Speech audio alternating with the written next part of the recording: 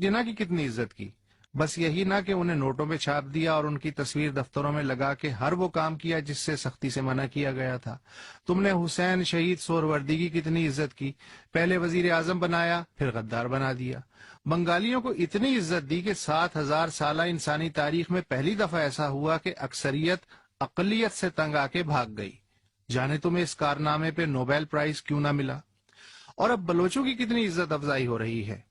میاں 70 لاکھ بلوچ تو تم سے سنبھل نہیں رہے اور تم نے ٹھیکہ اٹھا رکھا ہے کشمیر کا، افغانستان کا، فلسطینیوں کا، برمی مسلمانوں کا، مصریوں کا، شامیوں کا، اور خود کو کہتے ہو اسلامی دنیا کا ایٹمی قلعہ۔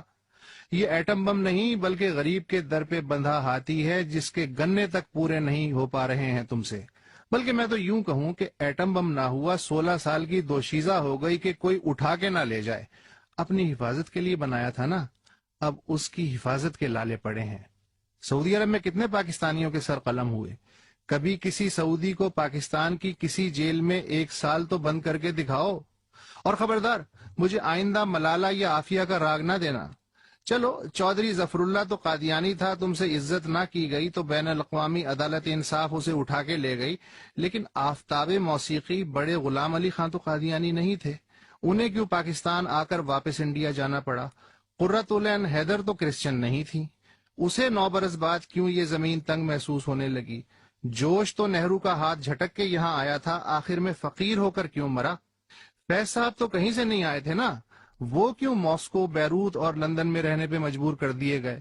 امیہ نے تمہیں فزکس کا نوبیل پرائز دے کے عزت دینے کی کوشش کی اور تم نے اس نوبیل پرائز ونر کی قبر پہ لگی تختی تک پہ کالک مل دی۔ ملالہ اگر واقعی تمہاری بیٹی یا عزت ہے تو پھر ملالہ پاکستان سے باہر کیوں ہے؟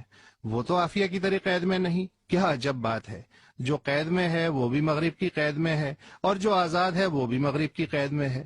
اور جو 13-14 برس کی بچی توہین رسالت کے الزام سے بری ہوتی ہے، اسے بھی جاں بخشی کے لیے مغرب کی طرف بھاگنا پڑتا ہے، اور اس پہ جھوٹا الزام لگانے والا انہی گلیوں میں ہار پہنے گھومتا ہے۔ مگر علامہ پھر بھی کوئی تو وجہ ہوگی کہ پاکستانیوں کو پوری دنیا پاکستان کے اتنی خلاف محسوس ہوتی ہے، صومالینز یا انڈونیشینز یا بنگلہ دیشیوں یا ترکوں یا مصریوں وغیرہ کو ایسی شکایت کیوں نہیں؟ علامہ اللہ رکھا نے اپنی اینک اتار کے آنکھیں ملتے ہوئے کہا کہ شاید یہ سب قومیں خود پہ یقین رکھتی ہیں اور اپنی کچھ نہ کچھ عزت کرتی ہیں، اسی لیے دوسرے بھی انہیں تھوڑی بہت عزت دینے پہ مجبور ہیں۔ ہو گئی